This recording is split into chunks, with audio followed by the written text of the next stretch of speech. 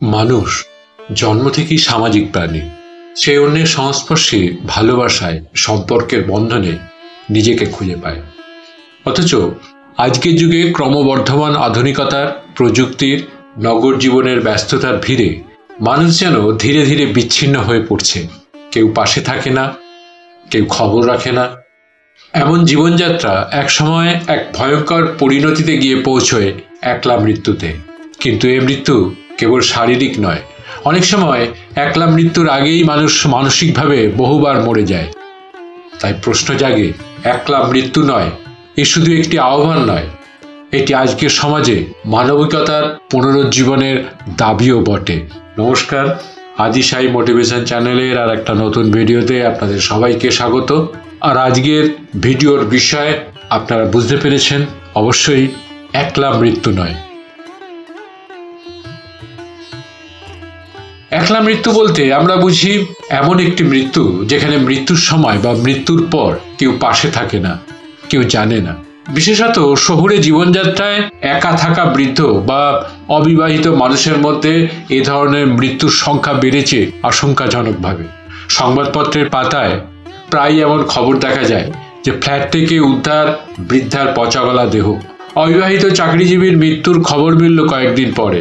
এ দৃশ্য আমাদের সমাজ ব্যবস্থার এক গভীর সংকটের দিক তুলে ধরে, সম্পর্কহীনতা ও একাকিত্ব। একলা মৃত্যু শুধু বয়স্ক মানুষদের নয়, তরুণ প্রজন্মের মধ্যেও ছড়িয়ে পড়ছে।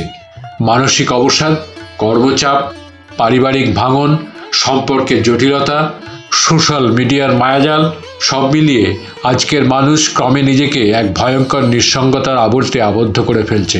গ্রামীণ জীবনে আগে প্রতিবেশী, আত্মীয় স্বজন, পাড়া প্রতিবেশীর সম্পর্ক ছিল অত্যন্ত ঘনিষ্ঠ। কেউ অসুস্থ হলে, কেউ একা থাকলে খবর দ্রুত ছড়িয়ে যেত। কিন্তু শহরে মানুষের সময় নেই। পাশের ফ্ল্যাটে কে থাকে কেউ জানেও না। গেটম্যান, লিফটম্যান, মোবাইলের স্ক্রিন, এদের মধ্যে সীমাবদ্ধ আমাদের যোগাযোগ। আর এই বিচ্ছিন্নতা তৈরি করে অদৃশ্য প্রাচীর। বয়স্ক বাবা মা আলাদা থাকেন, সন্তান বিদেশে কর্মরত, প্রতিবেশী ব্যস্ত নিজেদের জীবনে। ফলে কোনো একদিন সেই বৃদ্ধা বা বৃদ্ধ একা পড়ে যান, অসুস্থ হন, মৃত্যু এসে কড়া নাড়ে, কিন্তু কারো কানে পৌঁছয় না। একলা মৃত্যুর আগে শুরু হয় একলা বেঁচে থাকা। এই একাকিত্ব প্রথমে নীরব, পরে বিষাক্ত। মনোবিজ্ঞানীরা বলেন, মানুষের মধ্যে সংযোগের অভাব মানসিক স্বাস্থ্যের জন্য ততটাই ক্ষতিকর যতটা ধূমপান বা মদ্যপানের। একজন মানুষ যখন প্রতিদিন একা খায়, একা কাজ করে, একা ঘুমোয়, কারোর সঙ্গে অনুভূতি ভাগ করে নিতে পারে না, তখন তার মনে জন্ম নেয় অদৃশ্য শূন্যতা। আর এই শূন্যতা অনেক সময় অবসাদে, কখনো আত্মহত্যায়, কখনো অবহেলিত মৃত্যুর দিকে ঠেলে দেয়। আজ আমরা বলি পৃথিবী ছোট হয়ে গেছে, সবাই সংযুক্ত, কিন্তু বাস্তবে সংযোগের জায়গায় এসেছে ডিজিটাল দূরত্ব। সোশ্যাল মিডিয়ায় হাজার বন্ধু থাকলেও প্রয়োজনে পাশে কেউ থাকে না। মানুষ এখন লাইক ও কমেন্টের সংখ্যায় নিজের মূল্য খোঁজে, কিন্তু হৃদয়ের শূন্যতা পূরণ হয় না। একলা মৃত্যুর অন্যতম কারণ হলো এই ফানে ভরা সংযোগের সংস্কৃতি, যেখানে আমরা কথা বলি কিন্তু যোগাযোগ করি না, হাসি কিন্তু মনের কথা বলি না। আগে যৌথ পরিবার ছিল নিরাপত্তার প্রতীক। এক ছাদের নিচে নানা প্রজন্ম একত্রে থাকত। বৃদ্ধরা ছিলেন পরামর্শদাতা, সন্তানরা ছিল আশ্রয়। কিন্তু এখন নিউক্লিয়ার ফ্যামিলি, বাবা মা সন্তান, এমনকি অনেক সময় একাই একজন মানুষ। কর্মসূত্রে বিদেশ যাত্রা, সম্পর্কের ভাঙন, বিবাহ বিচ্ছেদ, এসব কারণে মানুষ নিজের ঘরেই একা। বৃদ্ধ বাবা মা রয়ে যান একা ফ্ল্যাটে, তাদের সন্তানরা ব্যস্ত জীবনের গতি থামিয়ে ফিরে তাকাতে পারে না।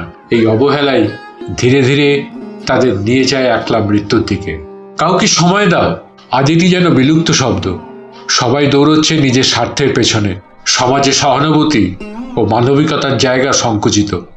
একজন বৃদ্ধ একা বাজারে যায়, কেউ খেয়াল করে না। পাশের বাড়ির দরজা বন্ধ থাকে বছরের পর বছর, কেউ কৌতূহলী নয়। এই নীরব উদাসীনতাই একলা মৃত্যুর পরিবেশ তৈরি করে।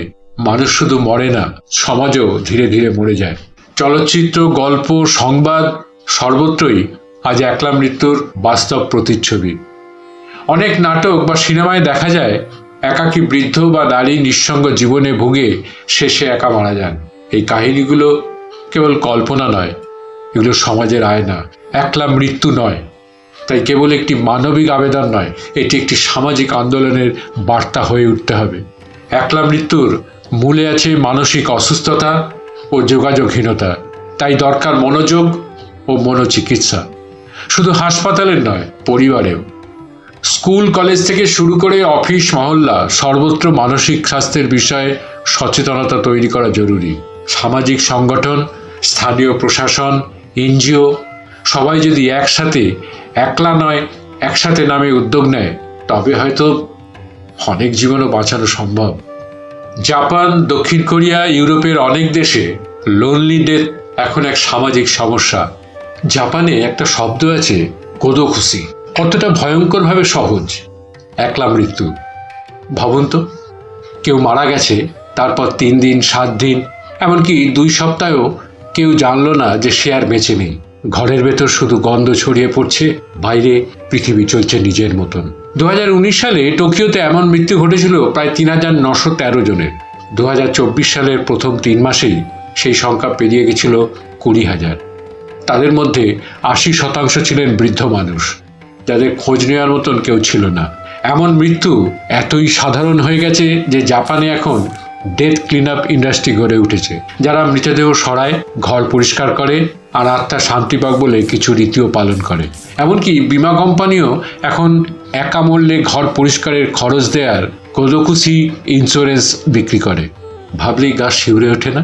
আমরা হয়তো ভাবি এটা জাপানের সমস্যা, কিন্তু একটু ভালো করে তাকান, আমাদের সমাজেও ধীরে ধীরে সেই দিকেই হাঁটছে নাকি? আমরা সবাই ব্যস্ত, খুবই ব্যস্ত, নিজের কাজ, নিজের স্বপ্ন, নিজের ফোন, নিজের রুটিন নিয়ে। বাবা মা আলাদা ফ্ল্যাটে, ভাই বোন আলাদা শহরে, বন্ধুর সঙ্গে সম্পর্ক অনলাইনেই শেষ।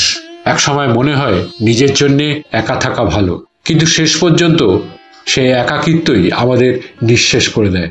একটা সময় ছিল বাড়িতে একজন অসুস্থ হলে পুরো পাড়া জানতো, আর এখন কেউ মারা গেলেও পাশের ফ্ল্যাট জানতে পারে না।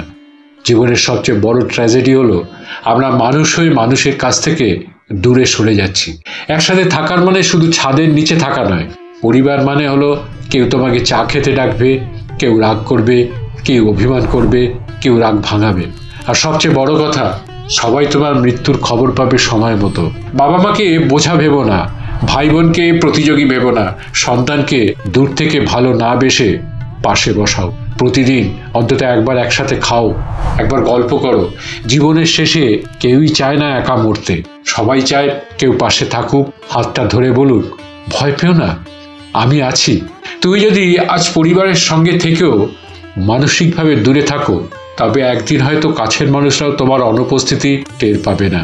কোদোকুশি আমাদের দেশের শব্দ নয়, তবে যদি আমরা এখনই না বদলাই, তাহলে একদিন এটা আমাদের সমাজের গল্প হয়ে যাবে। তখন তোমার ঘরে হয়তো একটা চেয়ার থাকবে যেখানে কেউ বসতো, এখন শুধু ধুলো জমে থাকবে, আর তোমার গল্প বলার কেউ থাকবে না। ভারতেও এখন এমন সচেতনতার সময় এসেছে। শহরাঞ্চলে বয়স্কদের জন্য হেল্পলাইন, সিনিয়র সিটিজেন নেটওয়ার্ক, নিয়মিত কমিউনিটি চেক, এগুলো শুরু হলে হয়তো একলা মৃত্যুর হার অনেক কমে আসবে।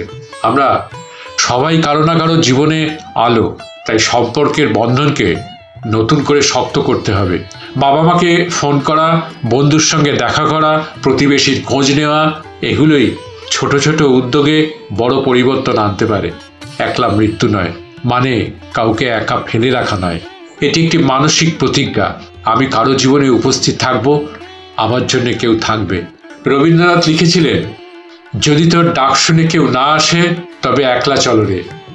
কিন্তু কবির এই একলা চলো কোনো নিঃসঙ্গতার গান নয়, এটি আত্মপ্রত্যয়ের আহ্বান। অন্যদিকে জীবনানন্দ বলেছিলেন, এই নগরীর ধূসর জীবনে আমি একলা চলি। এই একলা চলার মধ্যেও মানুষ খোঁজে সংযোগ, চায় ভালোবাসা। সাহিত্য তাই আমাদের শেখায়, নিঃসঙ্গতাকে পরাজিত করতে হলে প্রথমে মানবিকতা ফিরিয়ে আনতে হবে। প্রশাসন এবং সমাজ কল্যাণের করণীয় কি? না, স্থানীয় প্রশাসনের মাধ্যমে একা থাকা মানুষের ডাটাবেস তৈরি করা, স্বেচ্ছাসেবক দলের মাধ্যমে নিয়মিত খোঁজ নেওয়ার ব্যবস্থা, একাকী মানুষের জন্য কমিউনিটি সেন্টার ও মানসিক স্বাস্থ্য পরামর্শ পরিষেবা, মোবাইল অ্যাপের মাধ্যমে এমার্জেন্সি অ্যালার্ট ব্যবস্থা, যাতে কেউ অসুস্থ হলে প্রতিবেশী বা পুলিশ খবর পায়। মিডিয়ার মাধ্যমে সচেতনতা অভিযান, একলা মৃত্যু নয়, একসাথে বাঁচি, এই শিরোনামে প্রচার। ব্যক্তিগত দায়িত্ব প্রতিটি মানুষই পারে এই সমাজের পরিস্থিতি বদলাতে। আজই যদি আমরা একবার দেখি যে পাশের ফ্ল্যাটে থাকা বৃদ্ধ দম্পতি কেমন আছেন, অফিসে নির্জন কর্মীটির মুখে হাসি আছে কিনা, তাহলে একলা মৃত্যুর সংখ্যা হয়তো অনেকটাই কমে যাবে। মানুষের পাশে থাকা, মনের কথা শোনা, সহানুভূতি দেখানো, এগুলোই সবচেয়ে বড় মানবিক কাজ। যদি আমরা আজ থেকেই মানবিকতা, সম্পর্ক ও সহানুভূতির নতুন সংস্কৃতি তৈরি করতে পারি, তাহলে একলা মৃত্যু শব্দটি ইতিহাসের পাতায় স্থান পাবে, বর্তমানে নয়। প্রযুক্তি ব্যবহার হবে সংযোগে, বিচ্ছিন্নতায় নয়। পরিবার, সমাজ, রাষ্ট্র সবাই মিলে তৈরি করবে এমন এক পরিবেশ যেখানে কেউ একা থাকবে না, কেউ একা মরবে না। একলা মৃত্যু নয়। এই বাক্য কেবল একটি প্রতিবাদের আহ্বান নয়, এটি মানবতার পুনর্জন্মের শপথ। আমাদের সমাজ যদি আবারও ভালোবাসা, যত্ন ও যোগাযোগের বন্ধনে ফিরে আসে, তবে প্রতিটি প্রাণ পাবে তার প্রাপ্য মর্যাদা ও সঙ্গ। মানুষ বাঁচবে মানুষ হয়ে, কারণ মানুষের সবচেয়ে বড় সম্পদ মানুষই।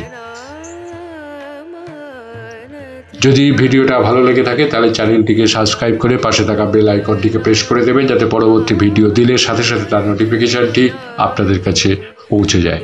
লাইক করবেন, কমেন্টস করবেন, ভালো লাগলে শেয়ার করবেন, পাশে থাকবেন। ধন্যবাদ, নমস্কার।